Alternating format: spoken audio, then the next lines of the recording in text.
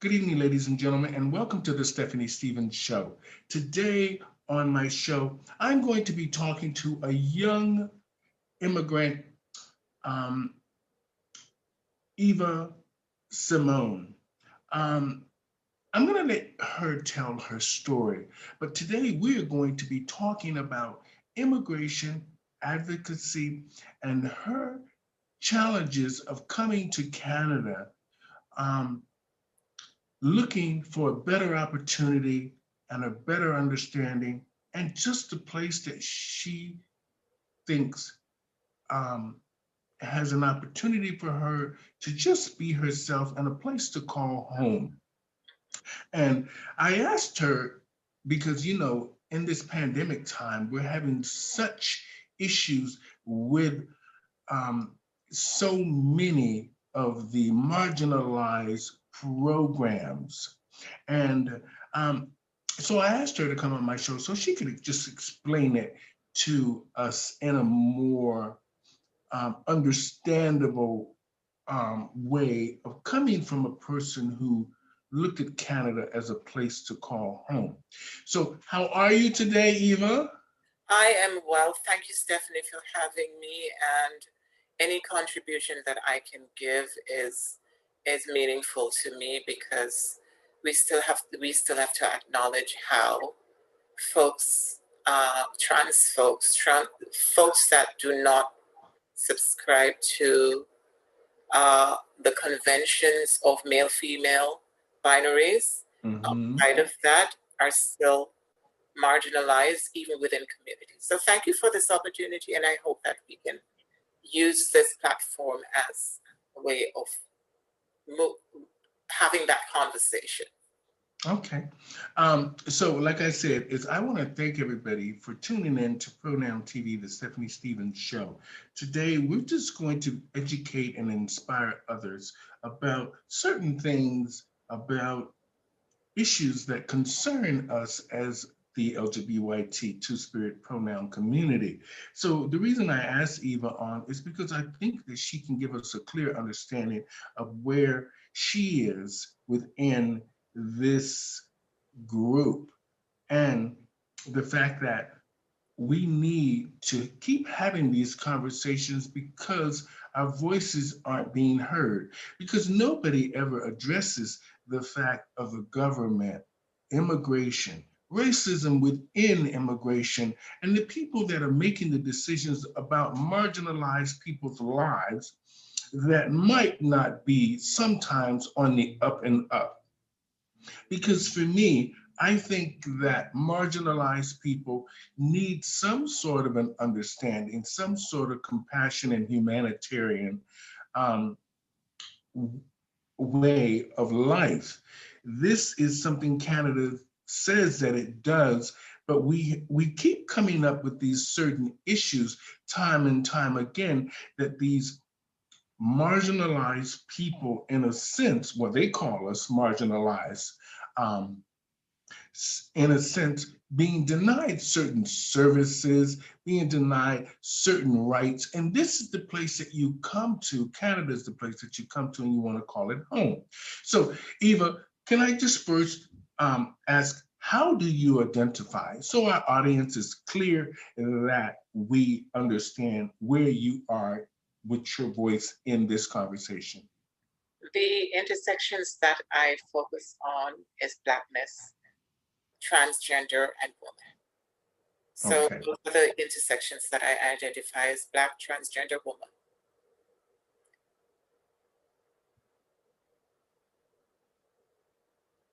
Mm-hmm. And did you want me to expound on that? Did you want me to talk more on that? No, no, no, not just yet. I just wanted to understand how you identify first. Now, let's go back. Where are you actually from? I'm from the island of Jamaica. I Okay. came here from the island of Jamaica. Now, I had a conversation with Chadwick Chung about, he's from the island of Jamaica as well. And we had a great conversation about gully queens, Mm-hmm. about the gully queens in Jamaica. Um, so, but Now, how long have you been in Canada? When did you come to Canada? I've been in Canada for over a decade. I came here in 2008, and I came here identifying as a boy, Mm-hmm. man, because that came from a space. There's history and there's layers to why I identified as such, even though I've always known that I've not seen myself in maleness or boyness or manliness. I tried, but that that was not all the kind of socialization around being man boy did not Mm-hmm. resonate with me. So I came here from Jamaica, not having the language to say, "Hey, I, this is who I am." Okay. Now, what were the I mean, when you came to Canada, did you come as a refugee or did you just come as an independent or you just came as a work visa student?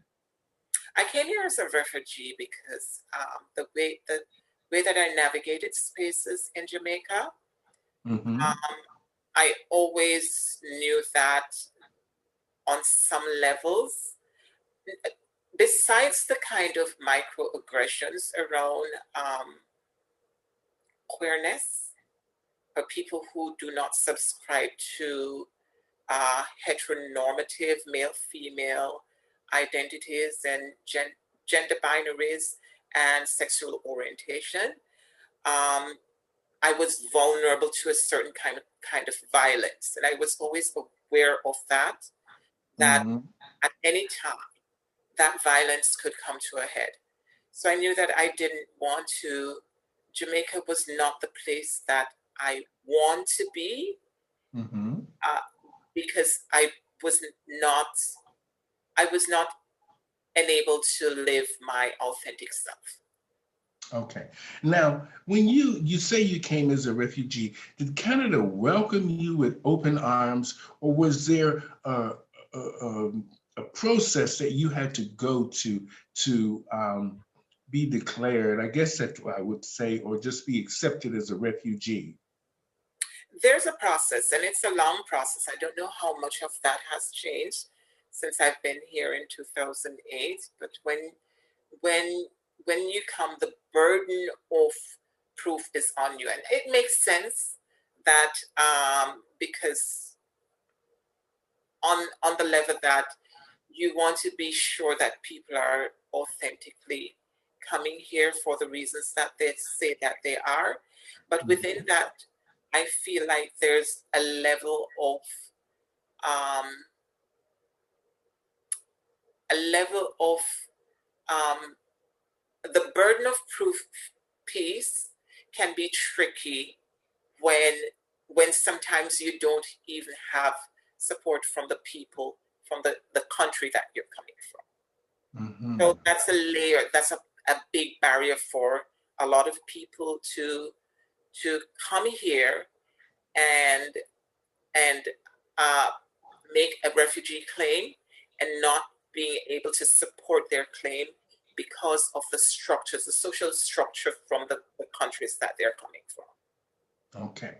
Now, the reason I'm talking so much about immigration is because I'm finding that I see a lot of the underlying issues with immigration and the ministers who make the decisions about the people who they think are legitimate and non-legitimate. And like you said, sometimes people from marginalized countries or just marginalized in general don't have a clear voice because they don't understand how to explain to you what they're actually going through. Because sometimes when people are refugees, they're already traumatized.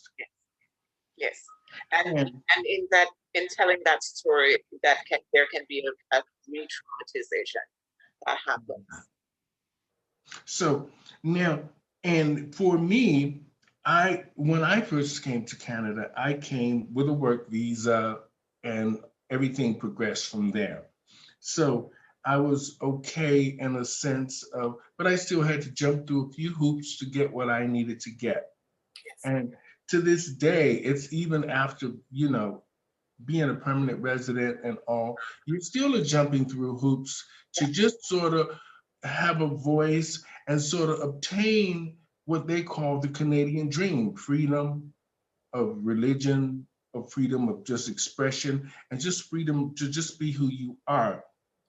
And the fact of that there are so many immigrants here, you would think it would be easier for us as people of color to have a real voice in this open country, or supposedly open country and welcoming country. Now, we know racism is alive and well in Canada.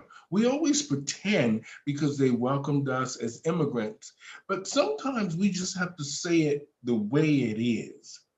Now, the reason I say that to you is because I watched something the other night on television about the election. They wanted to trigger an election. But when they were showing all of the ministers and the MPs, for some reason, they were all white. Yeah. And mainly male, yeah, making the decisions about immigrants. Yeah. Now, I found that rather interesting, and nobody's saying anything.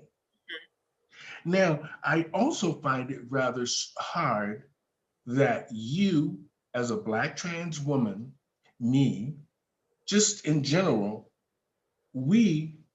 anytime we want to focus or do anything in the country, the majority of the time when we have to go deal with bureaucracy, we're dealing with white people who, first of all, don't really even understand immigrants, don't even remember that they were an immigrant.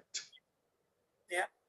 And making the decisions about people that they think, are you worthy to be here? Yeah. We're all worthy to be here, regardless of what the situation is with the person. We all have the right to have housing, a safe place to live, and just in general, jobs, education, things that matter in life. Now, you talk about advocacy. Now, coming from Jamaica and coming from the struggles and as a refugee, what are you doing to help other refugees? So, my advocacy is more around gender inclusion. My focus is more around gender inclusion and gender diversity, not so much the immigration process. And because I came here, I saw a community that is innovative, and I stand on the back of that community. And we all advocate from different perspectives. While one of my intersections is immigration, it's not my focus because I don't have the know-how other than my personal experience around having migrated here and having gone through the process. There is a lot of legalese that goes along with immigration as it's concerned. The things that I can talk about and have a little bit more knowledge about is around Blackness, because I've been Black from day one up till now. And having come here and immersed myself in living my truth, I'm learning and unlearning some things about who I am in this world and what I represent and how I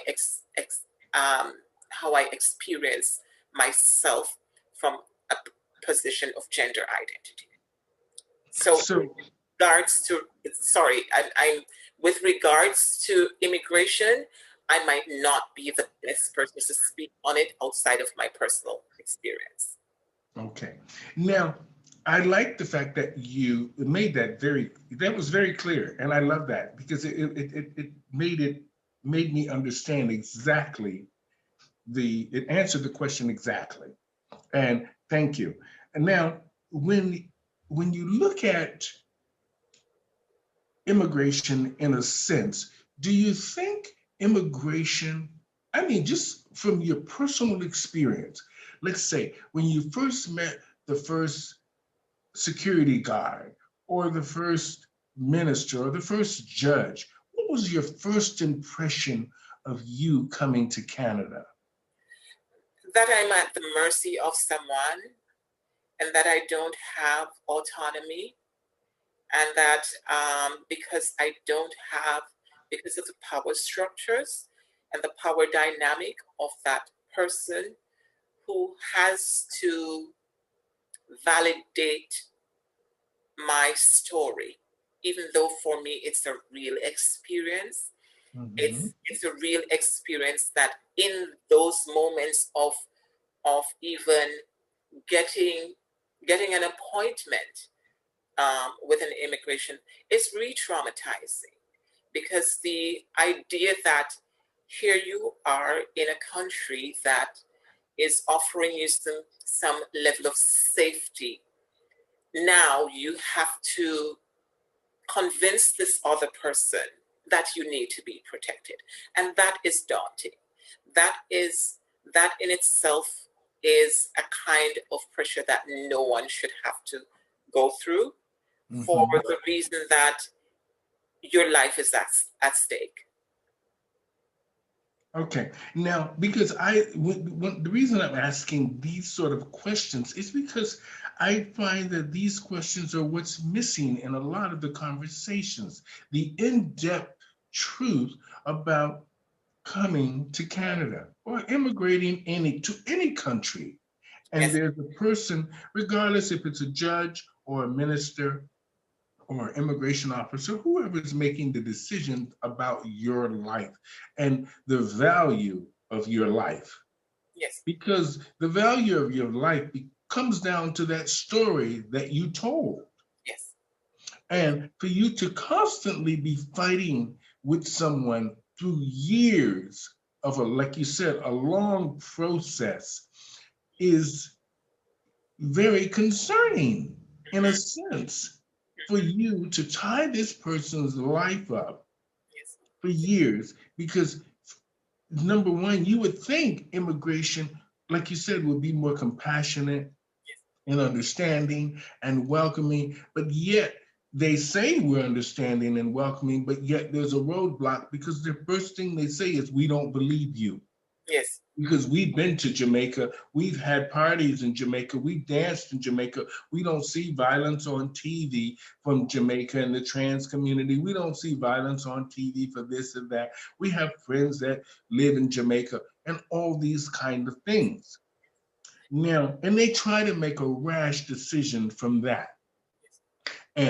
Which I think, and I think sometimes you need people in that whenever anyone goes anywhere for anything, they need to have an understanding and they need to be able to deal with people that can relate to them, understand them, regardless of yeah. the situation they're coming from.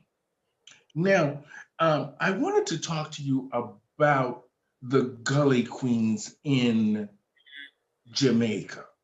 Did you ever see them there? Do you know any of the girls from there?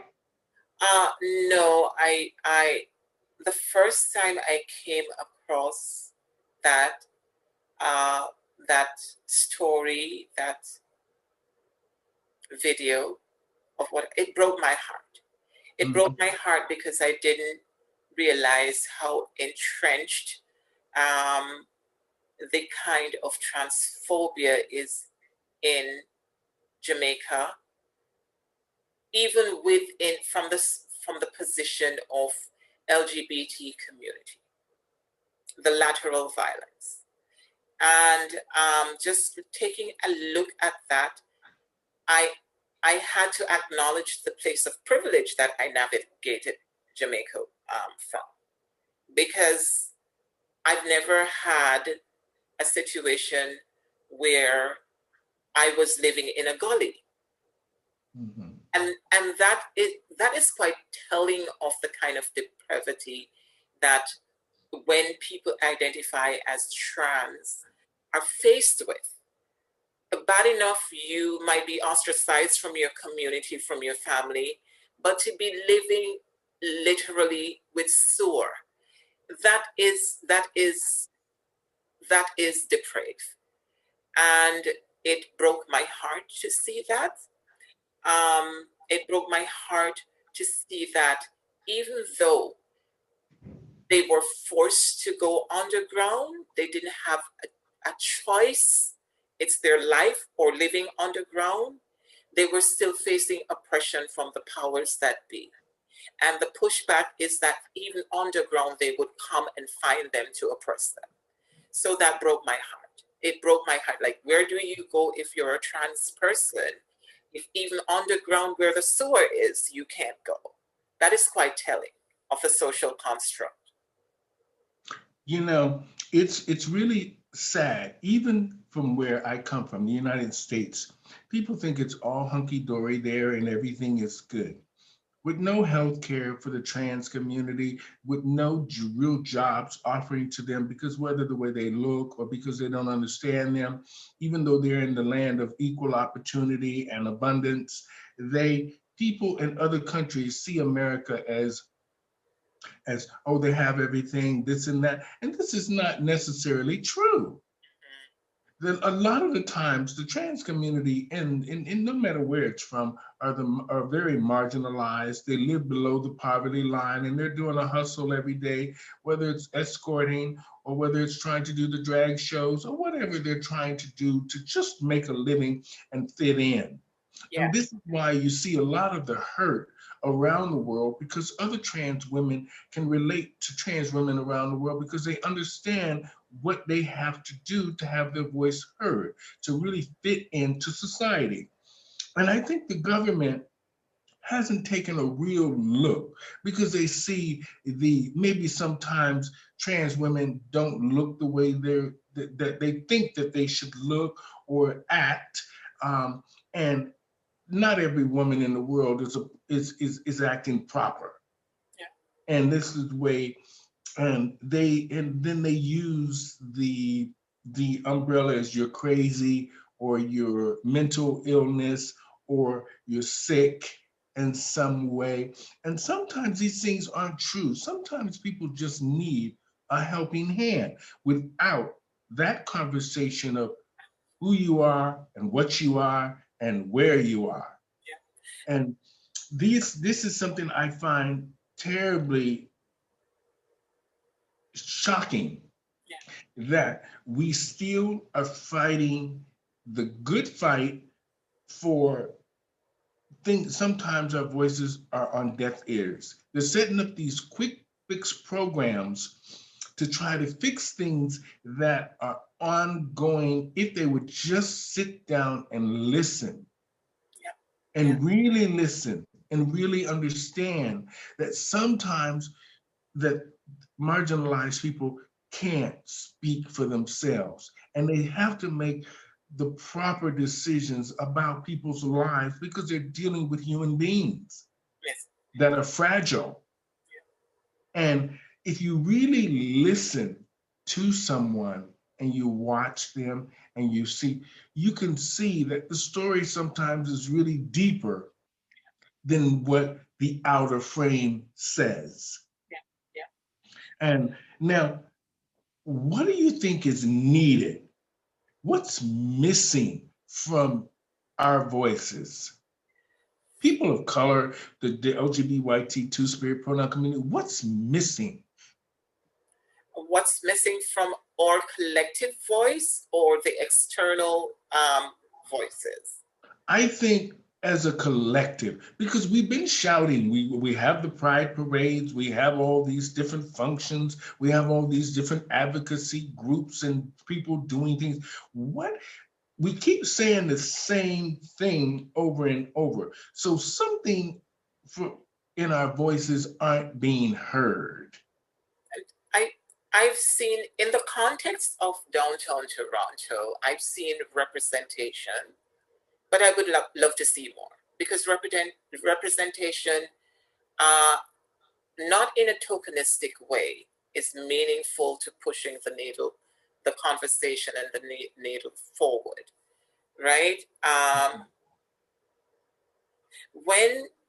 When people, from a policy standpoint, if someone is going to make a policy around equity, diversity, and inclusivity regarding sexual orientation and gender identities, and there are no queer and trans folks at the table, who is informing that policy? How do you inform a policy that is going to affect people that are queer and trans without having their voices heard, without centering their voice? They have the lived experience. Why wouldn't that be a valuable tool around making policies that will affect people who are queer and trans? So those are the kinds of things, the kind of meaningful representation, making sure that we center the voices of the people who are most vulnerable at the onset of policies, so that it is well informed, it is rounded, and it will be meaningful once implemented. So that's the way I see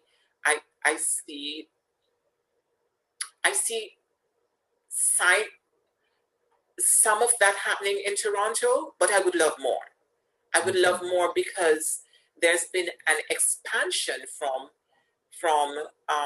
once upon a time it was LGBTQ, and then the T was added, and now we're learning that outside of the T, there are these multiple not emerging, they've always been, but emerging identifying of gender identities outside of the binary of cishet,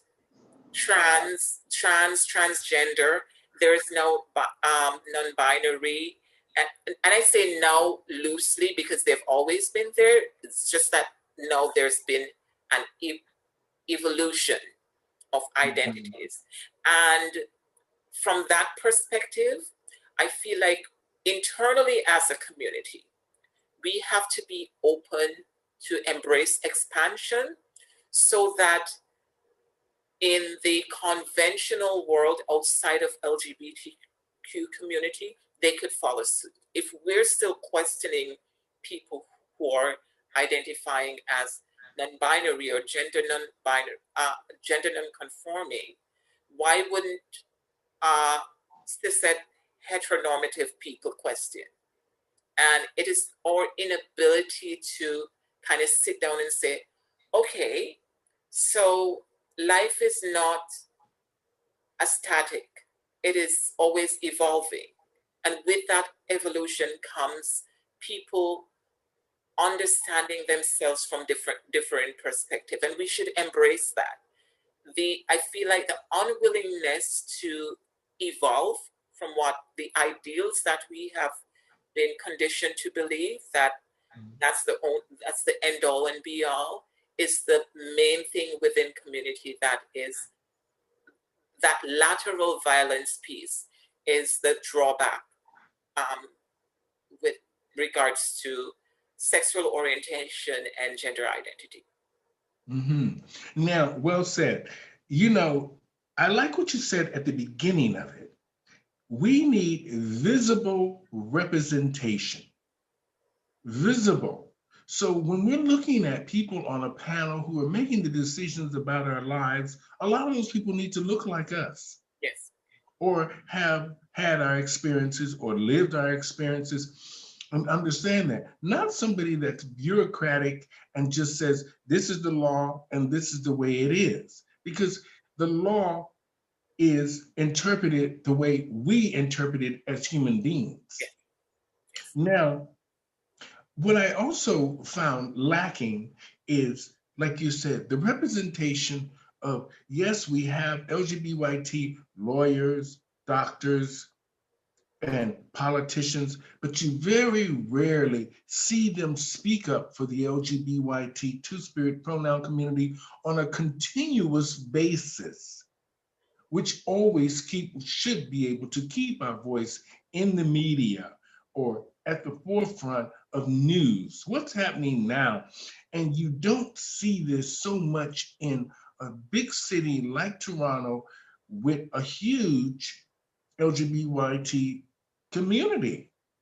Now, I find that that is a problem.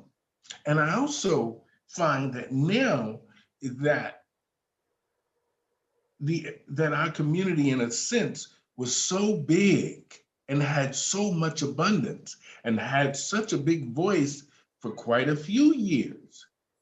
And now it's not even about the pandemic. Before the pandemic, we still had a real decline in the LGBT community as far as housing, equality, jobs.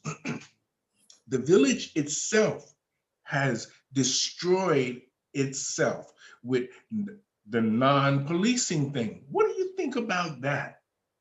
Non-policing? Well, I'm I'm I'm of the opinion that if policing was happening from an equitable and just place, we would not be complaining about policing.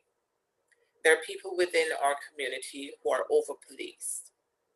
And I look at the time when we had gay men missing due to a serial killer who remains unnamed. And people were talking about their missing peers, their missing friends, their missing chosen family. And it goes unheard. But when it came to policing our bodies from an oppressive way, the police would show up to do that. So on one hand, the police has a function in our community, which is fundamentally to serve and protect us all from a place of equity and inclusivity, rather than projecting homophobic, transphobic sentiments onto us when dealing with us. On one hand, that is what is supposed to happen. On the other hand, that's not necessarily what happens, because people bring their own personal biases around LGBTQ people, and serve from that position with those biases. That is counterproductive. You can't be be there to protect, but you're projecting biases on people. And instead of engaging them in meaningful way, instead of protecting them in meaningful ways, you alienated them. However, from the perspective of community, when we talk about things, if there's not a certain group of people who say something, it's not honored.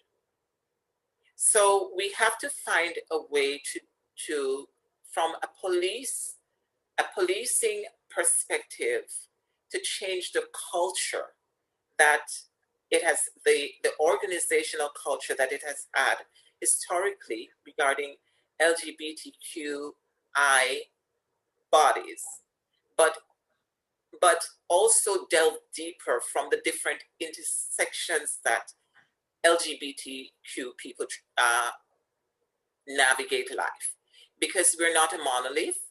Some of us, when we navigate life, or gender identity is going to come up. Some of us, it's going to be our racial identity. Some of us, it is going to be your sexual orientation, and just understanding that it's not this monolithic thing, but it is a broader thing that we have to be able to address and identify accordingly. And that's the message I would have around policing.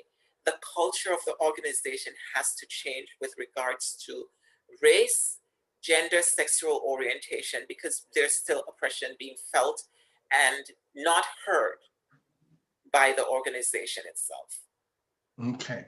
Now, you know, it's it in all fairness to the police, and as far as I'm, you know, my sort of a little bit of a take on it, I do think that the police should have been in the Pride Parade in uniform or whatever form, because when we are like they say we are marginalized people, we need visible representation so we can see when something is going down, we can see someone visible that we know that can protect us and help us. Now, like you said, a lot of the times police maybe and the organization needs to change because of the abuse or because of the mentality of what they presume the LGBT two-spirit pronoun community to be and how we sometimes act and are. But their job is to protect us and serve no matter what the situation is. Now, I like the fact that you said that it needs to change at the ground roots of the organization. And, you know, changing the old guard is very hard. It's exactly the same way within our community. Yes. If you don't change the old guards, you don't add new blood and new life, the community becomes stagnant and can't grow. And us, if we're not open to having that open dialect and conversation with others about changing these things and them being open to changing these things, we're not going to go anywhere. I'm agreed. Beyond dialogue is important because we're getting an understanding from each other, and dialogue by its base says that it has to be a two-way street. You can't have dialogue if it's not a two-way street. So if I'm hearing your perspective and you're hearing my perspective, is to find a happy medium to say, how do we address this issue? And I feel like there is a lot of talking, but not a lot of listening, and not a lot of trying to understand beyond our own perception of things. And when people can't dialogue in meaningful ways, we'll always be butting heads because we're not opening our own opening to the idea that we may not have all the answers. Collectively, and individually, people come from, let me start from an individual perspective first. People are coming from an individual perspective to fit into a collective. And the thing is, when we find commonality from all those kinds of differing perspectives is where we should focus on, not the differences so much, but where we find the commonality and build on that commonality so that it works for everybody and not just some of us. Mm-hmm. Okay. Now, just a couple of more questions because you've been fantastic. Where do we go now? What happens now? We're in the middle of a pandemic. Where do the refugees go now who might be, or in a sense of let's just say marginalized people. I'm not going to just say refugees. I'm going to say, where do marginalized people go now who are in turmoil with the government, whether they're looking for their status, whether they're looking for their some humanitarian help in some way, or whether they're just looking to get their lives back on track with either getting a job, housing, equality, just in general. Where do they go now? Because this pandemic will now throw off a lot of these governmental programs that probably were there to help a lot of people. What do you think needs to happen right now? Well, um, from my personal experience with programs being changed and support systems being changed and being deferred and delayed as a result of COVID, it has heightened the kind of social determinants of health that LGBTQIA people have been experiencing all along, but not only has it heightened it, but it has made the most vulnerable populations from our community even more vulnerable. When we're in a digital age where everything is online like we are now, and someone doesn't have a stable home, someone doesn't have gainful employment, someone doesn't have a computer, internet, a cell phone, when everything is virtual, how do we still keep those people engaged? How do we still communicate what is happening from the pandemic? How are they informed about the pandemic, which they are more vulnerable to, not having the stability that I may have? How do we make sure that they're centered and that they're facilitated in a way that doesn't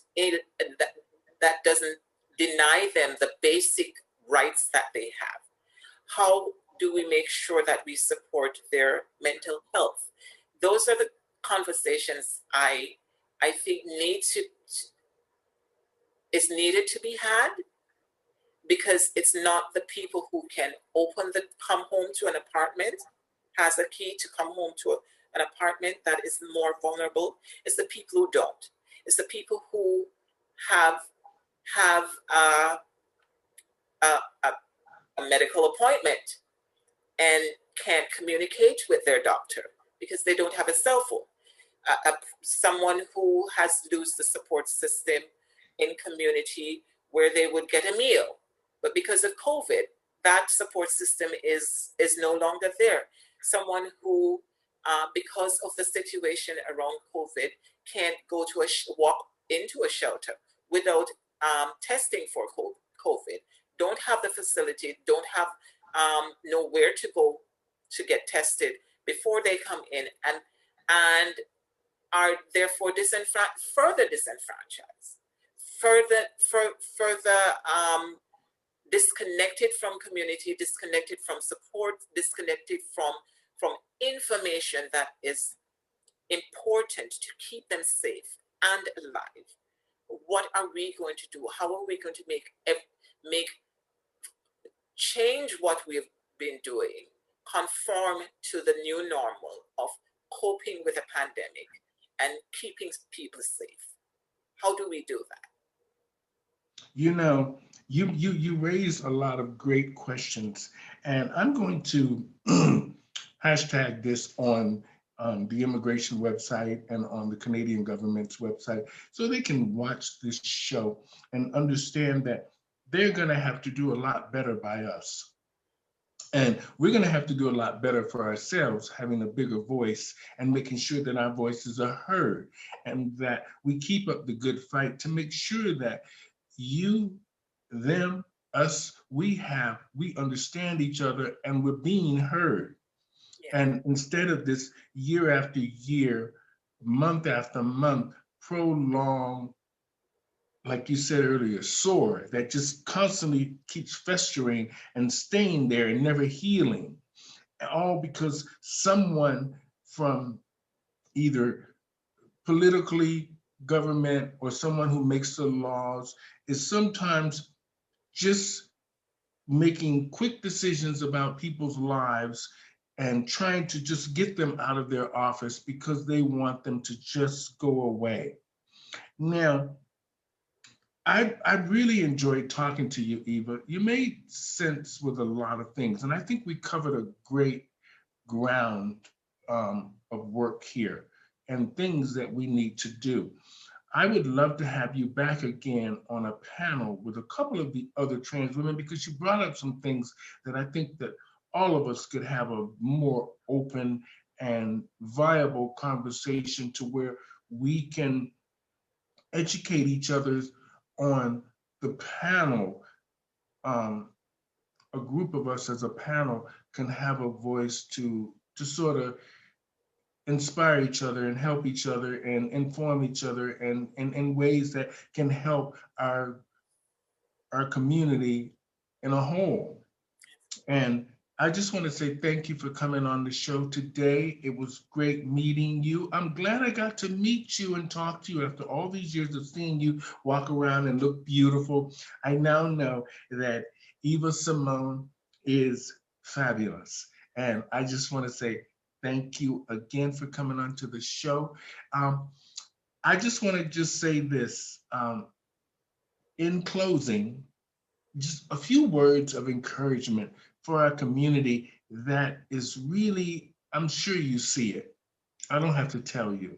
Just can you give us a few words to the community and to maybe the community leaders? What should be happening?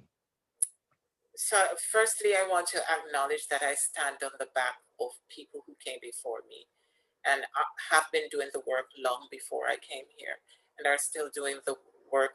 The Monica Foresters, the Yasmin Prashad, the Susan Gapka, the Stephanie Wolry, and I could go on and on, but I stand on the backs of so many trans folks who have been doing the work and been in the trenches doing the work and have curated space for people like me to safely transition. And I want to acknowledge that. I don't want the Danny Aria, the 519, the Julie Rose.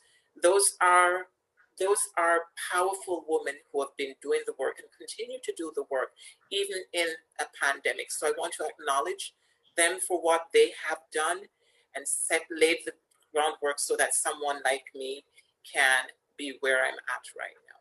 The Ivana or Tegoza, I think.